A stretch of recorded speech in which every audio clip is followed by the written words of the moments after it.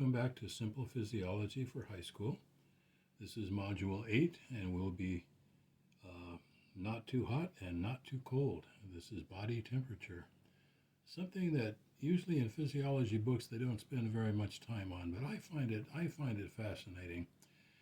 I think in our normal lives we don't think too much about body temperature, but we certainly think about it in extremes when we're in a very hot weather or in cold weather. All of a sudden it becomes more important. And so I hope you enjoy this module. Now it's interesting that the only organ that we're going to take a look at here is the skin. And as you recall, when we did Module 1 about the skin, I said that body temperature would be very important in the skin.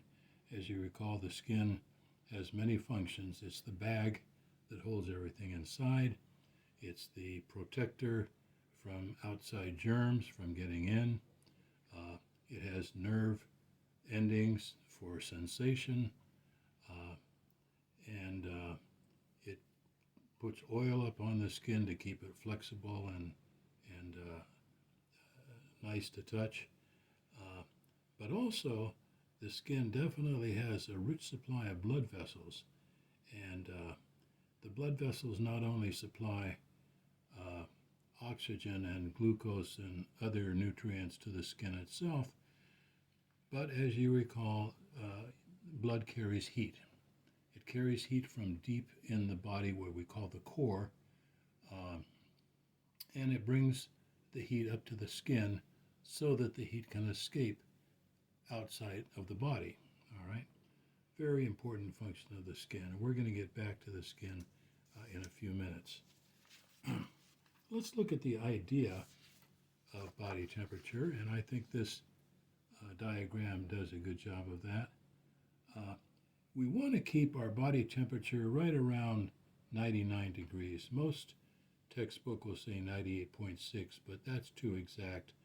It fluctuates anywhere from about 98 up to 100 during the day of our normal activities. Let's just round that off to 99 degrees. That the body wants to keep the body temperature at 99 degrees at all times. Now, why is that? Because all of the chemical reactions in the body happen best at this temperature. If it gets too cold, the chemical reactions don't work well. If it gets too hot, the same thing. The chemical reactions don't work well. This is the best temperature for the body's chemistry. Now, with that in mind, the way that we keep this temperature is a balance. I have a kind of a balance beam here between how much heat the body gains and how much heat the body loses. And this goes on every day, where we can't gain too much and we can't lose too much. It has to add up to 99 degrees. Now, with that in mind, let's look at the ways that we gain heat. Okay. Now, there are some external ways outside of the body. For example, if you're standing in the sun on a hot day, you're definitely going to gain heat from that sun. Everybody knows that. If you're in a room that has a heater or a furnace and it's heating up the room, you're definitely going to get warmed up by that heat. If you're outdoors at a camping site and you have a campfire going, you're going to feel the heat from the campfire. And just the normal air temperature itself, it could be like 70 degrees, 75, 80 degrees. Just that air temperature will also warm your body. But you know what? None of these are dependable. None of these are consistent. The only consistent way that your body achieves warmth or body heat is your 75 trillion cells generating heat constantly, 24/7. As you recall, They do this by burning glucose, and in the act of burning glucose, it creates heat in the body. There's no flame, but there's obviously warmth because you can feel it yourself when you feel your own body. It's warm. So these 75 trillion cells generate a tremendous amount of heat. Okay. So how much heat are we talking about? Well, scientists have actually figured out something here. They figure that if you take a light bulb that's 120 watts, a light bulb, and most of you have seen one of these light bulbs before, you put your hand on here, it's pretty hot. You can't hold your hand on there. A lot of heat kicking out from 120 watts of power. And the body generates the equivalent of 120 watts of heat over a 24-hour period. In other words, it's like having a light bulb going 24 hours straight, and all that heat goes into the body. All right? It's so much heat, in fact, that if you took that 120 watt bulb and you put it under 5.5 gallons of water at room temperature, and you kept that light bulb going for 24 hours, feeding heat into this water, that water would boil at the end of 24 hours. That much heat is being generated by the body. Okay? Now, if all that heat was generated by the body and none of it was lost, then the body would just keep getting warmer and warmer and warmer, and finally our temperature would go up to 104, eventually 105 degrees Fahrenheit. By the way, in the interest of simplicity, all of the numbers that we're talking about in this module will be in Fahrenheit, although scientists, as you know, use the Celsius temperature scale, and astronomers use the Kelvin scale, but we'll talk about that another time. Today we will only talk about Fahrenheit temperatures. Now, what happens if your body reaches 104 degrees Fahrenheit, which it will if it does not lose heat during the day? Well, over an 8 or 10 hour period of not losing heat, your body will definitely go up to 104 or 105 degrees. And that's a medical emergency. They can take you to the emergency room and cool you off very quickly, because it's likely that this temperature will continue to go up and you will go towards death. All right, so how do we lose some of this heat so that we don't overheat? That is the question. All right.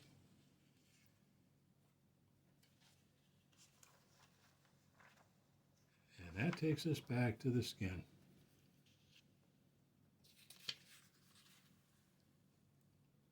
Because when the skin brings up this warm blood, let's call it warm blood from deep inside the body, and it comes up to the epidermis area here, the heat wants to actually leave the skin and go out to the outside world. This is the biggest way that our body loses heat, is through the skin. A little of our heat is lost in our breath as we breathe out every time, but over 90% of our heat loss is through our skin, all right? And it's this blood bringing the warm blood up to the surface, and then it leaves the skin in a variety of ways to cool you off. Now, it's nice to know that heat can move or can transfer from one thing to another. So let's look at something that has to do with the, as we said before, laws of the universe. Okay, let's look at this example here. We have two blocks of steel, and they're next to each other. They're touching right there, okay? This block of steel is 100 degrees hot, and this block of steel is 50 degrees hot. And remember, they're touching here. Now, if we leave them like this, what is going to happen? Will the heat from one go to the other, or will they kind of stay there? Well, the heat will move from the warmer block to the cooler block in this direction, to the right. And it will continue to move until what?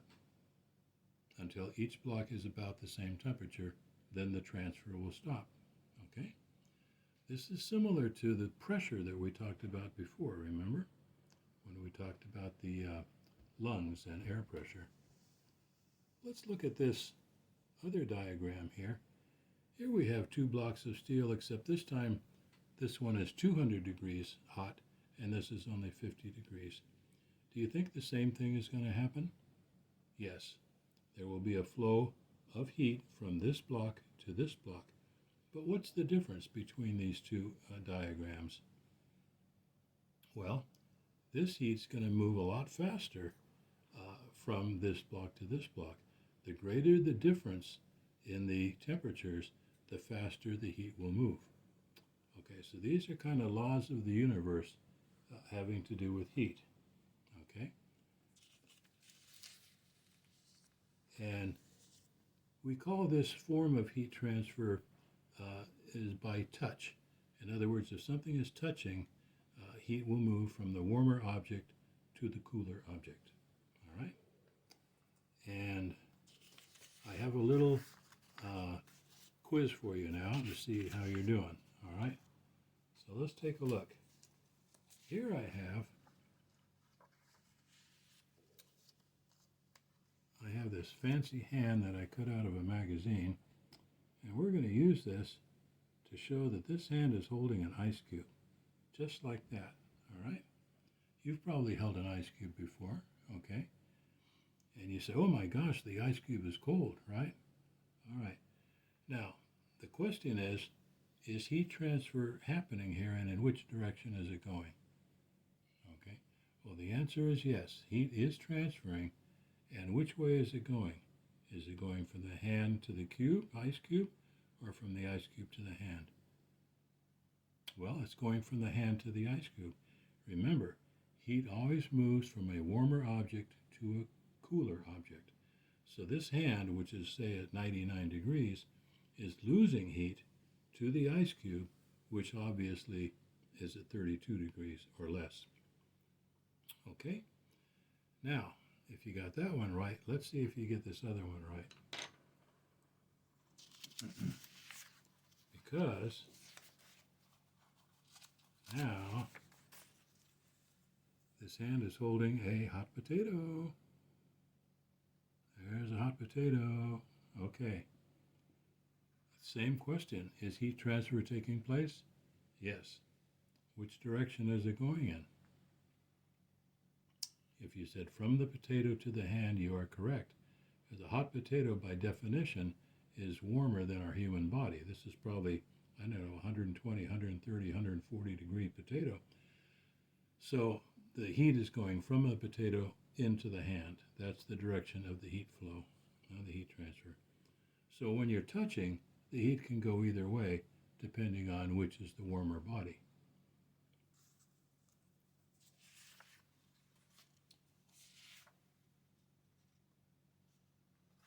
Now, we're going to use our hand again here, and I'm going to be holding it just like this. There we go. This is kind of a big picture, so I'm giving our camera person enough time to adjust here.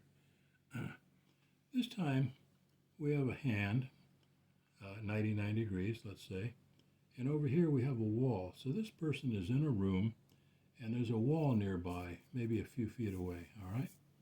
And the wall is 60 degrees. It's kind of a cool room, not cold, but on the cool side. Which way is the heat going to flow? Well, the hand and the wall are not touching, are they? There's about 2 or 3 feet keeping them apart. This is just space here, right? So do you think heat is actually leaving the hand and going to the wall? And the answer is yes, it is. But it's not going by touch. It's going by jumping. And at this point, we're just going to say jumping. The heat actually jumps from this lady's hand over to the wall. All right, that's what the squiggly lines are showing, that it's a jumping process. Okay, this lady does not have to touch the wall for heat to go from her hand to the wall. Okay, heat jumps across space. Okay, let's look at another way that this lady here could lose some heat. Okay, there we go. Okay, this time the lady is still at 99 degrees. Here we see that heat is close to her skin because it's coming from her blood vessels that have dilated to allow a little bit of heat come out on her skin. But this time wind or air is coming by and is taking some of this heat away from her skin. And as that heat is moved away, more air comes and takes that heat away. And then more air comes and takes that heat away. And so this is heat transfer by moving air, okay? And obviously if you sit in front of a fan or if you're in a wind or something like that, you can definitely feel that the air is taking heat away from your body. Okay.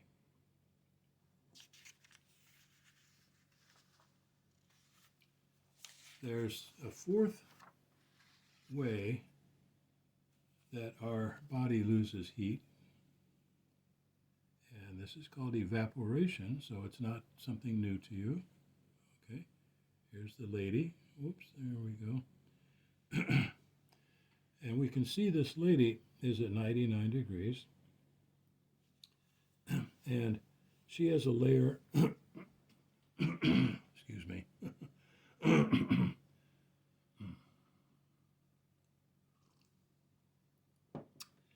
she has a layer of sweat on her skin because it's a warm day. Not only is her body at 99 degrees, but maybe it's 90 degrees outside. So she has a thin layer of sweat on her skin. Now remember, sweat is basically water. And during evaporation, what we want to happen is for water to turn from a liquid state into a gas state. That's what evaporation is. In fact, for gas, we can say vapor. It's just another word for gas, okay? So we're going to change, we're going to move this liquid water into gas water, all right? Now, for that to happen, it requires heat. Where does that heat come from? Well, it comes from the hand, it comes from the person, it comes from the skin. So as the liquid water changes into a gas, which is evaporation, the heat for that to happen comes from the hand, and the heat goes out with the gas, all right? And that's how we lose heat, by evaporation. Heat transfer from the hand to the outside air. Okay? Very good. Say goodbye to the hand. Goodbye, goodbye, goodbye. You've been very helpful. Okay? Now we're going to take a look at the fancy words for those terms that we've been using. As you know, in this course, I'm limiting the amount of vocabulary that I ask you to learn because the textbooks can be overwhelming, and I'm trying to limit that. However, there's some words that we do need to know, and we're going to take a look at those right now. Okay. When we say heat transfer by touching, the accurate word is conduction. Okay. If I'm touching this table right here, I can feel that it's cold, and that's because heat is moving from my hand to the table. Not a whole lot, because the table is not very cold, but I can feel that heat is leaving my hand. That we call, if touching is involved, it is conduction. Okay. Now, we also talked about heat jumping across a space, maybe from me to the wall. And this is called radiation. Now, this does not mean radioactive like uranium. I'm not talking about that. This just means it's jumping from one object to another. A very obvious form of radiation that everybody knows about is from the sun to the earth. The sun radiates heat to the earth across 93 million miles of space. There's nothing there, right? So there's no touching going on. In the same way, when my body radiates heat to the wall or the ceiling or the floor of the room I'm in, it's called radiating heat or radiation. Okay? When we talk about moving air, whether you're sitting in front of a fan or whether you're in a breeze, the same thing. It's called convection. Convection, moving air over your skin, taking heat away. Okay? And finally, evaporation of sweat is the same word, evaporation. All right? So these are the four major ways that you lose heat every day so that your body does not overheat. Okay? All right. Let's take an example of someone sitting in a room at room temperature. So here's our model right here. He's sitting on a chair. He's sitting in a room. He's at 99 degrees because we agreed that's the normal temperature. The room is 70 degrees. 70 is used because this is called normal room temperature. All right.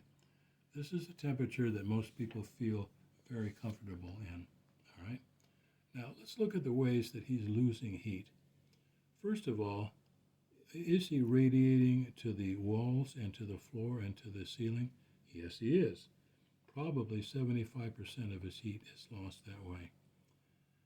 He's also sitting on a chair, and so he's losing a little bit of his heat through conduction to the chair, maybe 15%. Let's look at evaporation. A little bit of evaporation is going on. Even when we don't feel it or notice it, there is a little bit of evaporation happening, so he might be losing 5% of his heat that way. And then even in a room where you don't feel the air moving around, there is a little bit of convection going on because air warms up and goes up to the ceiling, and then it cools off and it comes back down again. And it warms up and it rises and it cools off and it goes back down again.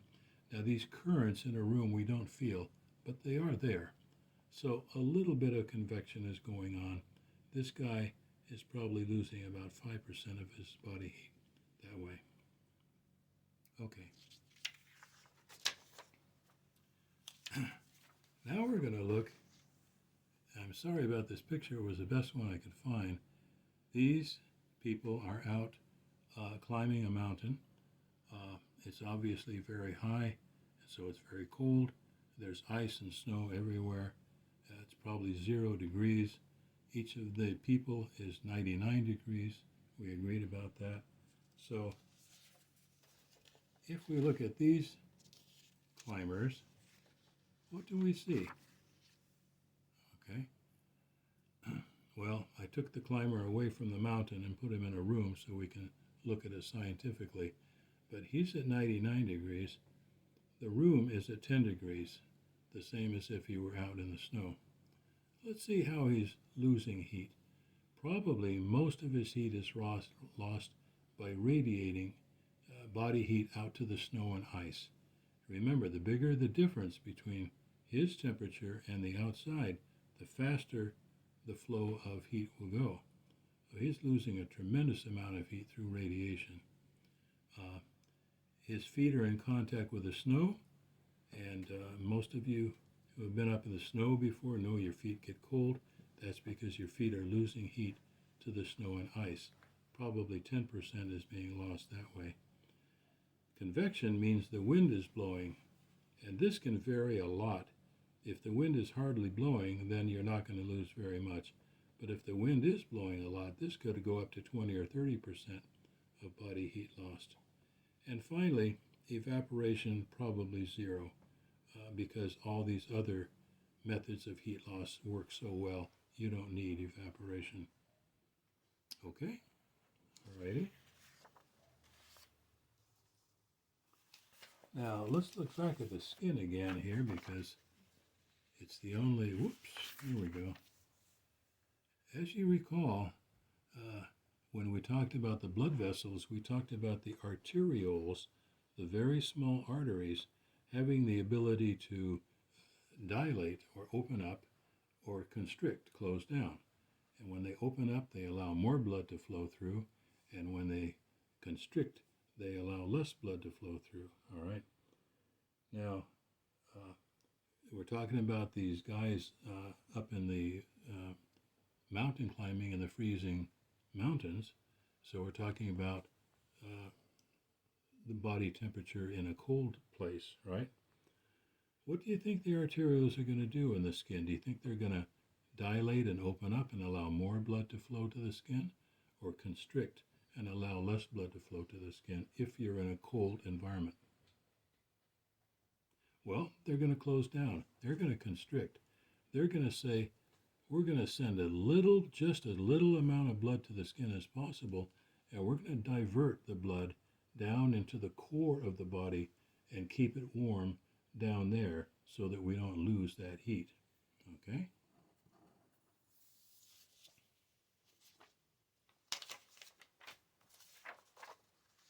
So, as we said,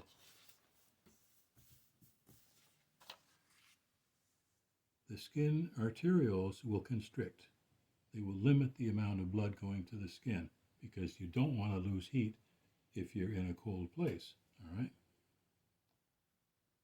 In fact, the skin only needs about 20 milliliters of blood to survive, to live, a very limited amount.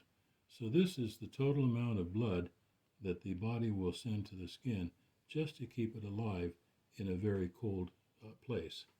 That means that the rest of the blood supply goes to the body core. Almost the rest of the 5,000 milliliters of blood is down deep in the body where it's kept warm and kept from being lost. Only 20 milliliters blood is flowing through the skin just to keep it alive. Okay? Now, if you're in a cold place like up in the mountains where it's ice and snow and maybe 10 degrees, what are the dangers? The dangers of cold temperatures. Well, the core temperature is the temperature deep inside your body, and probably the best way to assess that is for an anal temperature. In other words, you take a thermometer and put it up inside the rectum, and that gives you a core temperature. It's usually 1 degree higher than your skin temperature, all right? Maybe around 100 degrees or so. So if it's 99 to 100 degree core temperature, that's good, that's normal.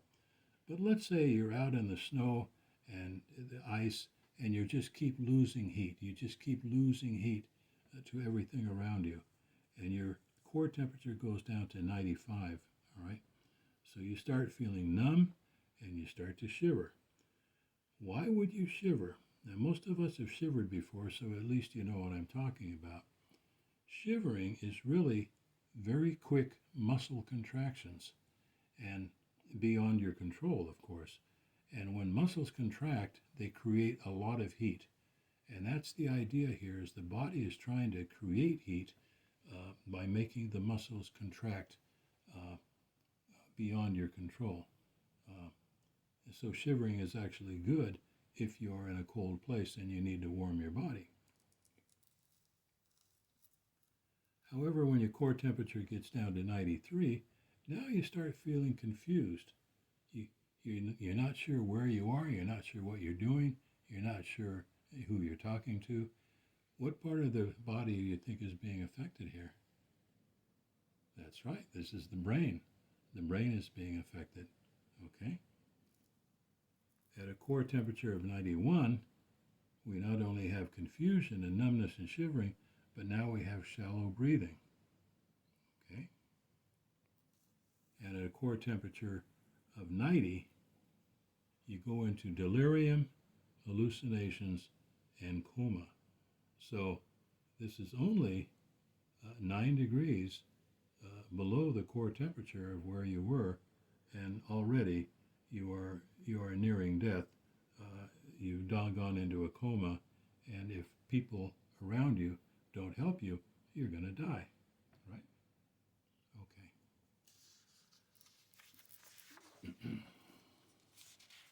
So, what is it that keeps us from getting too cold? Now, here is the skin, a diagram of not a diagram, but a concept of the skin. Here we have a blood vessel, an arteriole in the skin, and you can see heat is escaping from the arteriole out to the surface of the skin, and then by radiation, it is jumping out to the ice and snow that these people are trudging in, okay? Now, if they have no clothing at all, or no blankets, then this heat is going to jump out quickly, and very soon their core temperature is going to go down so low that they are in trouble of death, right? So how does clothing work? Okay. Well, if we take a very close look at a sweater or a blanket, what do we find? We find air pockets inside the material. And air actually slows down the movement of heat.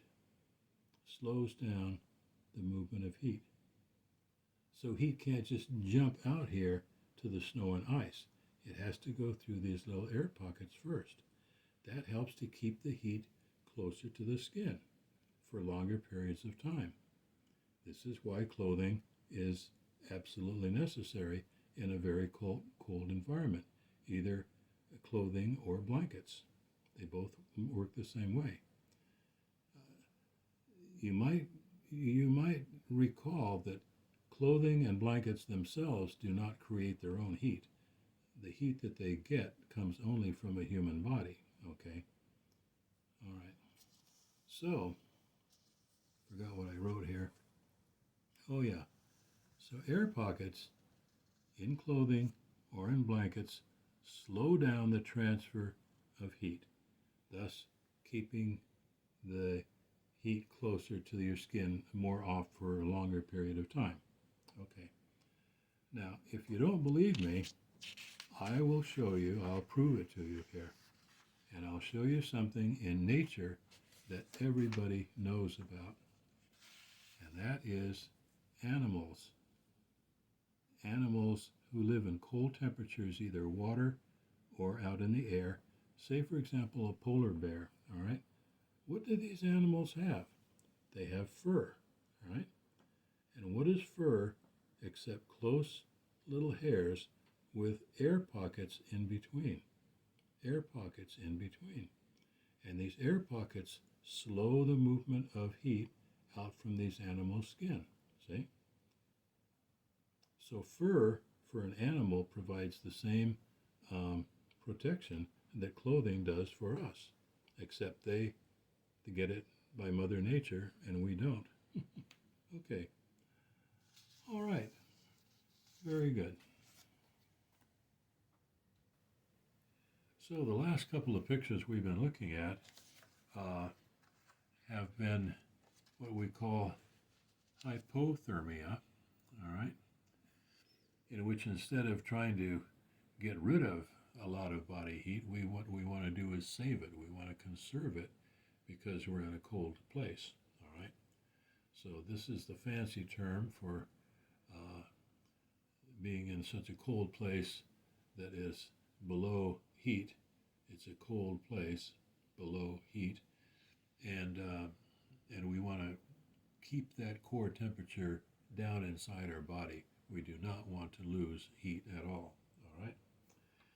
Now, some of the dangers that I didn't get a chance to talk about before. One of them is called wind chill factor. Those of you who live in places where it gets very cold in the winter will know that your weather person talks about the wind chill factor. And of course, that person, that she is talking about convection. She's talking about the wind blowing, right? And anytime the wind is blowing on top of the cold temperature, you're going to lose a lot of heat from your body. Wind chill factor is kind of an abstract way of saying it.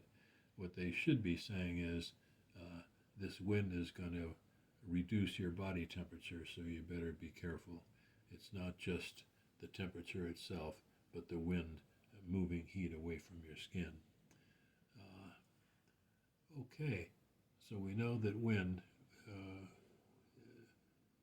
if you're in a place where it's windy and you can get out of the wind, that's the best possible way to handle that.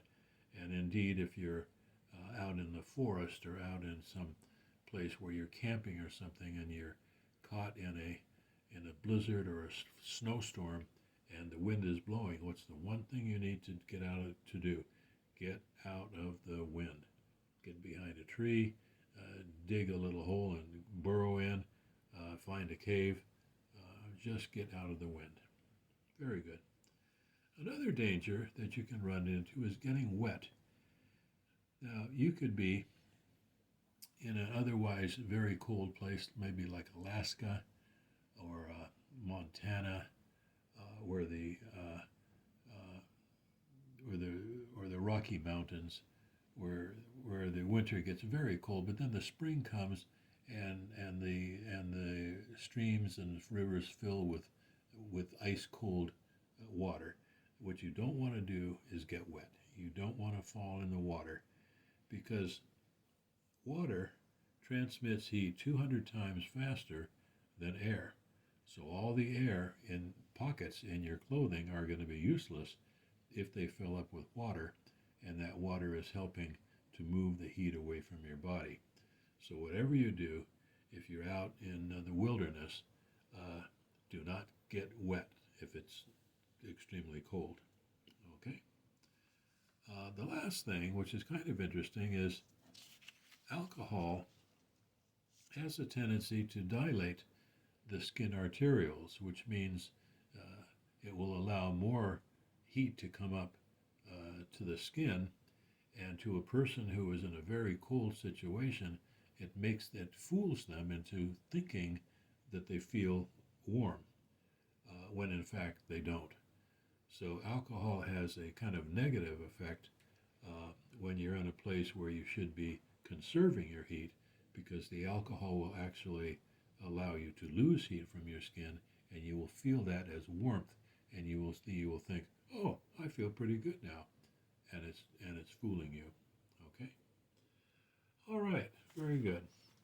We're going to move on to something you might have guessed about, and that is hot situations where you need to lose heat from your body. And those situations are called hyperthermia. Hyper meaning above, thermia being heat. So it's situations like in the desert or in an otherwise very hot place where you have to be concerned about that you need to lose heat from your body. You can't keep gaining it, all right? In talking about a desert or hot environment, there are going to be two primary ways that one loses heat. One is radiation, which we've gone over, and the other is evaporation, or sweating, where the sweat evaporates into a gas. And both of these are located in the skin. So let's take a closer look at the skin. We've already done that before, but let's remind ourselves what's involved here. Here's our picture of the skin, and as you recall,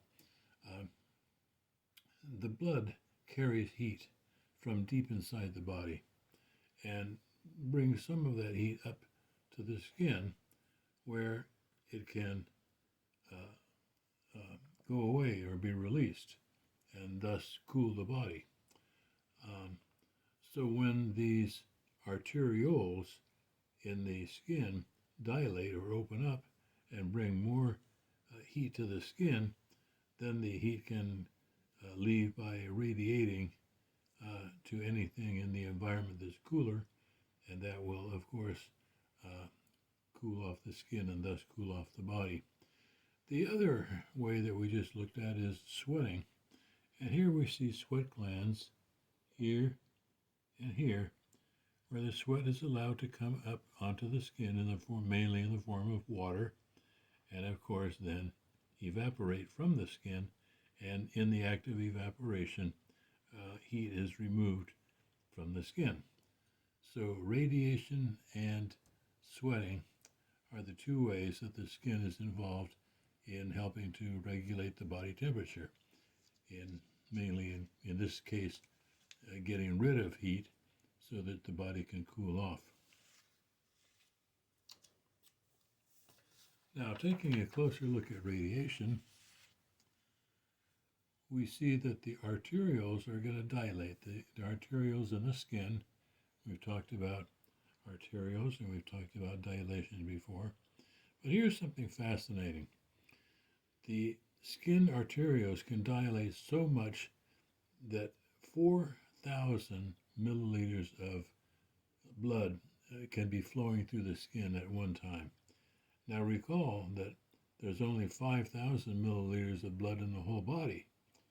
So this is about 80% of your blood supply is flowing through the skin, just so that it can radiate that heat outward.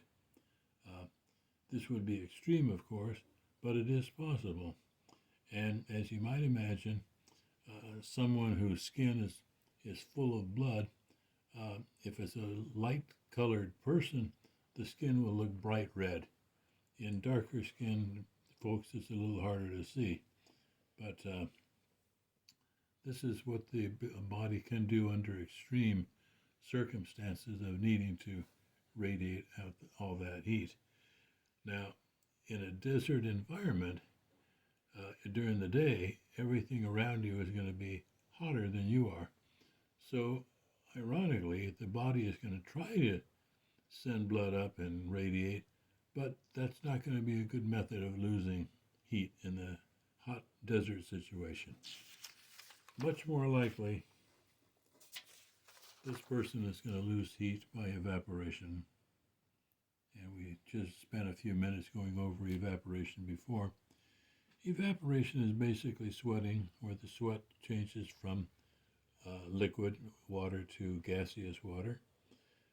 Before, we've looked at the number of sweat glands in the body, and it's about 2.5 million, or roughly about 50 sweat glands per square centimeter.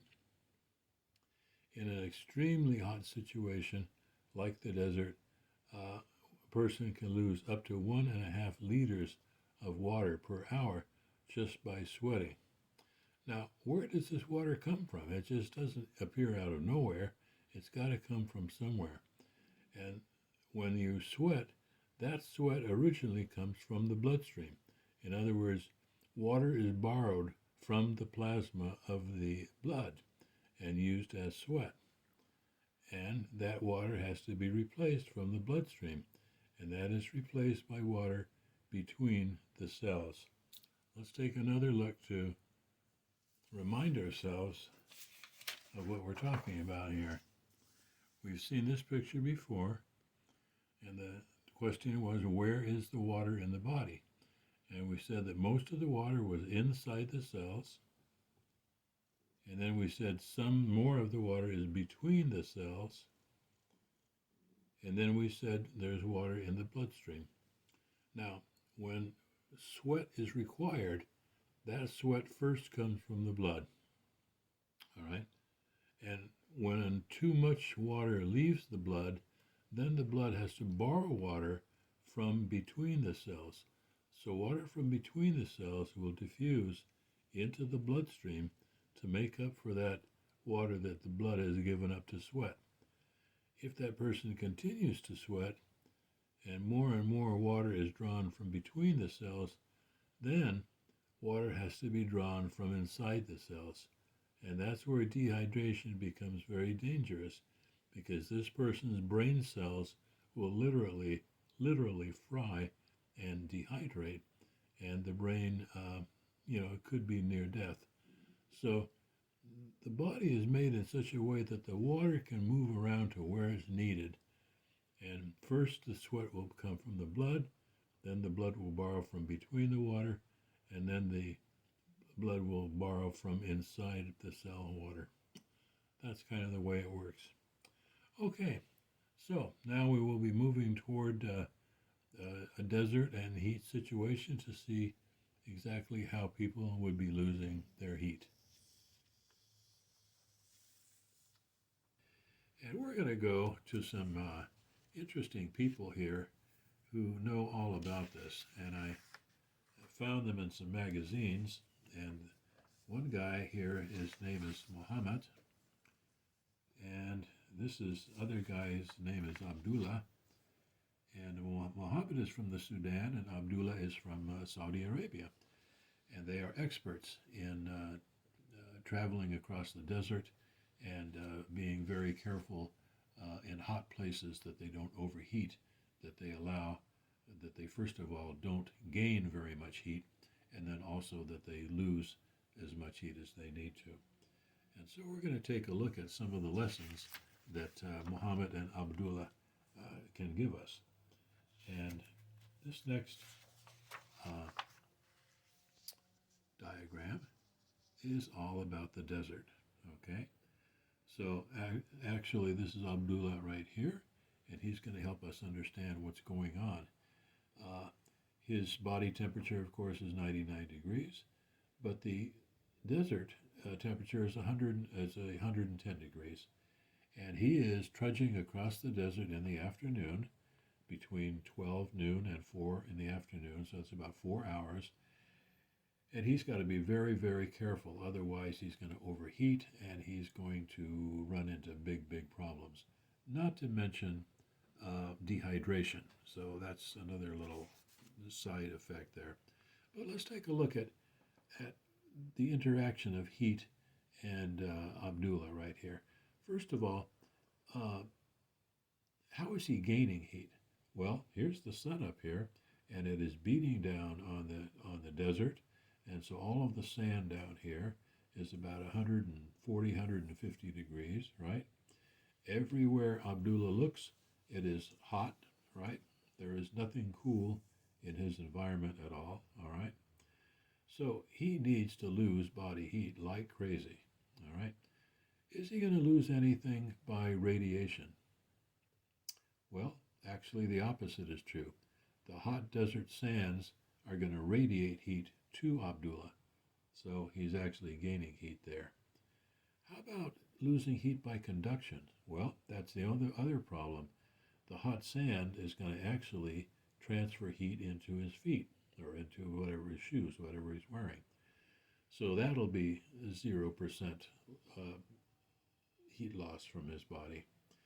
Convection is not likely in the desert unless there's a sandstorm, and there the air is going to be hot, so he's not going to be losing heat by convection either. About 100% of Abdullah's heat loss is going to be by evaporation. He is going to be sweating like crazy. In fact, if he's trudging across the desert, he is likely to be losing about 1 liter to 1.5 liters of water through sweat per hour. All right, so that's the main thing he's got to be careful of. But the only way he's going to lose heat from his body is by evaporation of the sweat into a gas, and thus taking the heat away from his body. Okay, that's the situation for anyone in a hot or in a desert situation.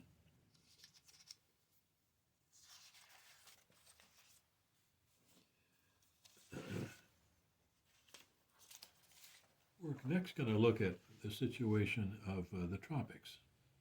Okay. Now, this doesn't necessarily have to be the jungles of Brazil. This can be anywhere in the United States where you experience high humidity. The Gulf states, somewhere states along the New England coast, not New England, but the southern coast, Atlantic coast, and other places in the nation where, especially during the summer, it's very humid. And so we're going to take a look at a tropical situation now. Okay.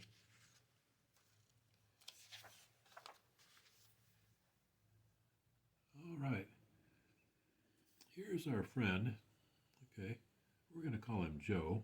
All right. He has come to visit us and give us his advice on what to do in a tropical situation. Now, first of all, is the sun beating down on Joe? And the answer is no. In a tropical situation, much of the time you're going to find a canopy of trees or some kind of protection so that the sun is not beating directly down on persons. All right.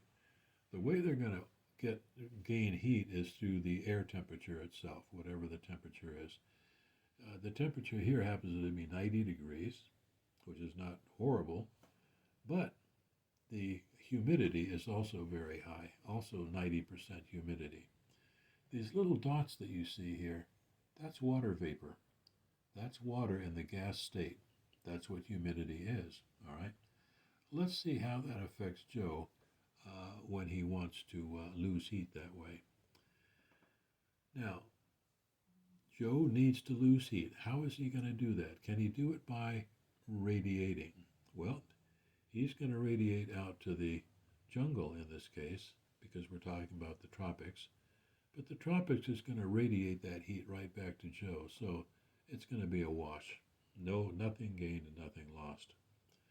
Convection is also going to be kind of a wash because the ground is probably going to be around, 70 or 80 degrees or so. And there's not going to be much heat exchange there at all. Evaporation. Now, if he tries to evaporate his sweat, what's going to happen? The sweat is going to try to turn into a gas, but the water vapor in the air is going to say, sorry, the air is full of water vapor. We can't take any more. Your sweat, it can't change into a gas. Therefore, you're not going to lose any heat. What's going to happen to the sweat on Joe? It's just going to drop off. It's just going to fall off onto the ground. Useless. Because unless sweat evaporates, it's not cooling anybody. Okay? So evaporation doesn't work well at all in a humid environment or in a tropical environment. The only way that Joe is going to lose heat is through convection. And this is going to approach about 100%. Joe is going to have to find ways to have wind or water or something come by and take that heat away from his body by moving across his skin. And that's convection. All right.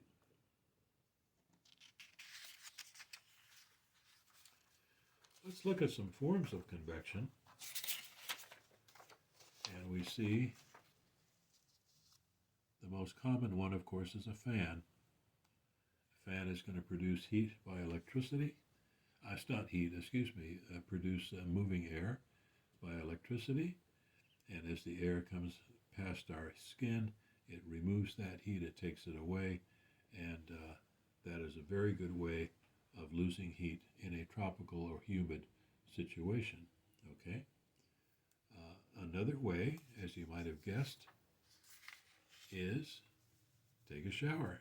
Get under moving water, all right, and let that shower come down. And most of the time, when we talk about convection, we mean moving air, but it can also mean moving water, and that's why people take as cold showers as they possibly can in a humid environment. Okay. Now, there's also a way that you can lose heat by conduction. That's why when you're touching something, right? And here's Joe in a pond or in a pool of water. And he's up to his chest, he's up to his neck, because he wants as much of his body in the water as possible. Let's say the water is 55, 60 degrees, and he's 99, he's going to be losing heat to that water, and that's exactly what you want in a humid tropical situation. Okay, very good.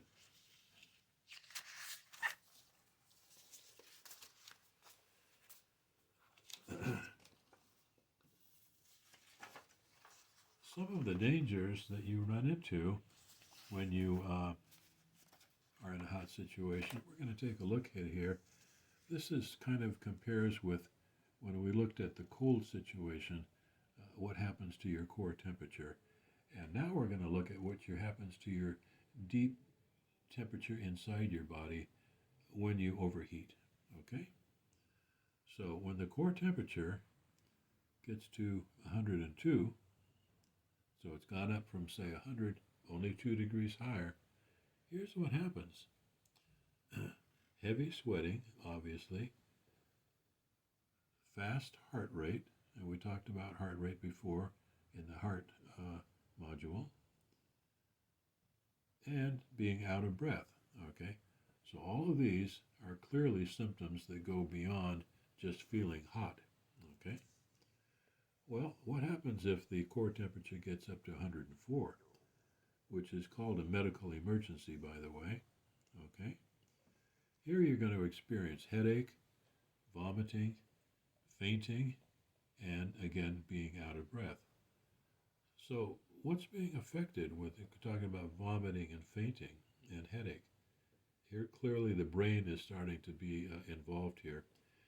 Most doctors say that when the temperature gets up to 104, that is the danger point. That's where you want to call 911, and you need to get this person to a hospital right away and cool them off very, very quickly. Even if you need to put them in ice water to cool down their body, you have to do it very quickly. If this person, for some reason, is allowed to get up to 106 core temperature, now you're talking about becoming delirious and hallucinations.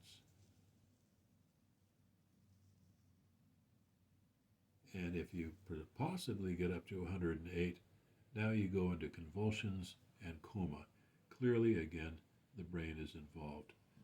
So these temperatures are not to be taken lightly. They can kill you. Anything approaching 104 and going above that is you're in danger of dying. You got to be very, very careful. Okay. We're going to wrap this up today in just a few minutes. I'm going to talk about the 2 most common forms of heat problems that most people, at least in the United States, run into. And the first is called heat exhaustion. All right. This actually has less to do with being too hot and more to do with losing water through sweating, becoming dehydrated. All right. Let me give you the typical situation where you would find this. It's in the afternoon, about 1 or 2 in the afternoon. You got a bunch of young people out playing basketball on a hot, humid day. Okay. For some reason, they didn't drink a lot of water in the morning. They just thought they would drink later. And they've been playing basketball for about an hour now. Okay. What is likely to happen to those players? Okay. They're going to be excessively sweating, which means they're losing a lot of water, body water, through their sweat, which also means a lot of loss of electrolytes that go out with the sweat. And here we're talking about calcium, potassium, sodium, and magnesium, all chemicals that are needed for the body chemistry to work correctly. All right. What are some of the symptoms that we're going to see in these young players? Some of them are going to have headaches. They're going to feel nauseated, like they're on the verge of vomiting. They're going to, they'll feel weak, and they're going to feel dizzy. Now, dizzy again, the brain is becoming involved here, right? So these are symptoms that are not they're not medical emergencies, but they do tell you that these persons have pushed too far, they've lost too much water, their blood pressure is probably going down because their body has borrowed water from the blood, which reduced the blood volume, which reduced the blood pressure, which means less oxygen is going to the brain, right? See how everything is connected here. So what do we do with these basketball players? Well, we don't have to go to the hospital, not for them. But we do need to move them into the shade quickly. We need to have them stop their activity. We need to take off their clothing as much as possible. And we need to cool them down. Find a hose and spray them with water. Find some kind of a pool to put them in. Any way you can to cool them off. And then slowly give them amounts of water to drink. After this, they should be okay. This is much more likely to happen than the next situation, which we're going to go over, which is more dangerous. And this is heat stroke. Okay? Heat stroke. This is not so much a matter of losing water through sweating as it is the core temperature just keeps rising and it can't be stopped. Okay? So these people are not so much having exercise as they are just working in a very hot place, and they stay too long. Okay, they reach 104 degrees, which is the medical emergency. Okay, the symptoms are dry skin. Now notice this, not sweating, but dry skin. Okay, headaches, dizzy, confusion. Again, dizzy and confusion, we're talking about the brain, all right? It's very likely that the temperature goes up to 104. It's likely to rise higher. This person needs to get to medical emergency right away. Call 911 or jump in the car and head to the hospital. But if you can, cool them off where you are. Do that while you are waiting for the ambulance. Spray them with water. Do anything you can to reduce their temperature immediately. That's what's going to happen when they get to the hospital. They're probably going to be packed in ice water as quickly as possible to bring that temperature back down. Okay, well, the last thing I'm going to show you, I could have showed you this at the beginning of the module, but I kind of wanted to get right into the topic. And for those of you who like the science behind all of this, we're going to take a look at the temperature scales that scientists use. All right, and the first one is not the one that scientists use; it's the one that is popular, especially in the United States and in England. And it's the Fahrenheit scale. Actually, Gabriel Fahrenheit was a German guy who invented this scale. And on this scale, 212 is the boiling point of water. 32 degrees is the freezing point of water. And normal body temperature is 99. All right, that's the Fahrenheit scale. And that's the one that we've been describing in this module. But scientists, when they measure temperature, usually use the Celsius scale. And here's the Celsius scale right here. All right. In the Celsius scale, the boiling point of water is 100, and the freezing point of water is 0. You can see how they compare with the Fahrenheit scale here. All right. And the normal body temperature is 37. The reason that scientists like the Celsius scale is it's based on 100 units.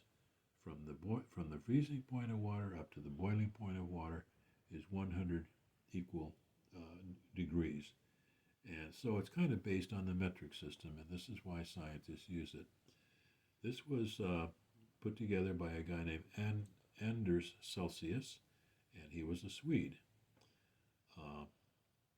Now, a lot of old timers like what this scale used to be called. It used to be called a centigrade scale, and you might hear older people referring to it as a centigrade scale because centi means 100. See, centi, 100 units. So there's the 100 units. So don't be put off if you hear someone say centigrade when they are referring to the Celsius scale. The third scale is not a common scale at all. It is used by astronomers because it measures extreme temperatures. It goes down to absolute zero temperature, which means that all atoms and molecules have stopped moving. All right, this is the temperature you will find in outer space. All right, but it goes as high as inside stars.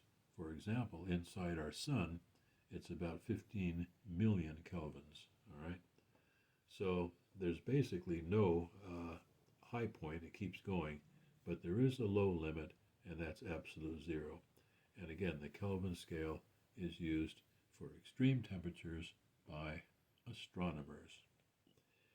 And with that, I am going to sign off for our module on body temperature. I hope you've enjoyed it, and I hope you'll come back to see our next module. And this is Dave saying goodbye.